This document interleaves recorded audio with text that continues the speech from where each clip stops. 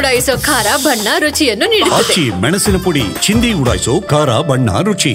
ತುಂಗಭದ್ರಾ ಜಲಾಶಯದಿಂದ 1 ಲಕ್ಷಕ್ಕೂ ಅಧಿಕ ಕ್ಯೂಸೆಕ್ ನೀರನ್ನು ನದಿಗೆ ಬಿಡಲಾಗಿದೆ. ಈ ಹಿನ್ನೆಲೆಯಲ್ಲಿ ಕಂಪ್ಲಿ ಸೇತುವೆ ಸಂಪೂರ್ಣವಾಗಿ ಜಲಾವೃತವಾಗಿರತಕ್ಕಂಥದ್ದು. ಸದ್ಯ ನಾನೀಗ ಕಂಪ್ಲಿ ಸೇತುವೆಯ ಮುಂಭಾಗದಲ್ಲಿದ್ದೀನಿ, ನಿಮಗೆ ದೃಶ್ಯಗಳಲ್ಲಿ ತೋರಿಸ್ತೀನಿ.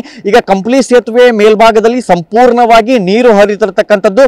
ಕೊಪ್ಪಳ ಜಿಲ್ಲೆಯ ಗಂಗಾವತಿ ಮತ್ತು ಕಂಪ್ಲಿ ಎರಡನ್ನೂ ಸಂಪರ್ಕ ಕಲ್ಪಿಸುವ ಸೇತುವೆ ಇದಾಗಿದ್ದು, ನಿತ್ಯ ಸಾವಿರಾರು ಜನ ಈ ಸೇತುವೆ ಮೇಲೆ ಓಡಾಡ್ತಿದ್ರು ಮತ್ತು ಸಾವಿರಾರು ವಾಹನಗಳು ಕೂಡ ಓಡಾಡ್ತಿದ್ರು. ಈಗ ಸಂಪೂರ್ಣವಾಗಿ ಈ ಸೇತುವೆ ಮೇಲ್ಭಾಗದಲ್ಲಿ ವಾಹನ ಸಂಚಾರ ಇರಬಹುದು, ಜನರ ಓಡಾಟವನ್ನ ಸಂಪೂರ್ಣವಾಗಿ ನಿಷೇಧ ಮಾಡಿರತಕ್ಕಂಥದ್ದು. ಅಂದ್ರೆ ಮಲೆನಾಡು ಭಾಗದಲ್ಲಿ ಉತ್ತಮ ಮಳೆಯಾದ ಕಾರಣ ತುಂಗಭದ್ರಾ ಜಲಾಶಯದಿಂದ ಸುಮಾರು 1 ಲಕ್ಷಕ್ಕೂ ಅಧಿಕ ಕ್ಯೂಸೆಕ್ ನೀರನ್ನ ನದಿಗೆ ಬಿಡಲಾಗಿರ್ತಕ್ಕಂಥದ್ದು. ಹೀಗಾಗಿ ಈ ಒಂದು ಸೇತುವೆಯ ಮೇಲೆ ಸಂಪೂರ್ಣವಾಗಿ ನೀರು ಹರಿತಿರ್ತಕ್ಕಂಥದ್ದು. ಇನ್ನೂ ಹೆಚ್ಚಿನ ಪ್ರಮಾಣದಲ್ಲಿ ನೀರನ್ನ ಬಿಟ್ಟಿದ್ದೇ ಆದ್ರೆ ಈ ಸೇತುವೆ ಸಂಪೂರ್ಣವಾಗಿ ಮುಳುಗಡೆಯಾಗಿದೆ. ಜೊತೆಗೆ ನೀವು ಆ ಕಡೆ ಕಾಣ್ತಿರೋದೇ ಕಂಪ್ಲಿ. ಈಗ ಕಂಪ್ಲಿ ಕಡೆಯಿಂದ ಬರೋಕೆ ಯಾರಿಗೂ ಕೂಡ ಅವಕಾಶವಿಲ್ಲ. ಅಲ್ಲೂ ಕೂಡ ಬ್ಯಾರಿಕೇಡ್ಗಳನ್ನು ಹಾಕಿ ಸಂಪೂರ್ಣವಾಗಿ ಈ ಒಂದು ಸೇತುವೆ ಮೇಲೆ ಓಡಾಟವನ್ನ ನಿಷೇಧ ಮಾಡಿರತಕ್ಕಂಥದ್ದು.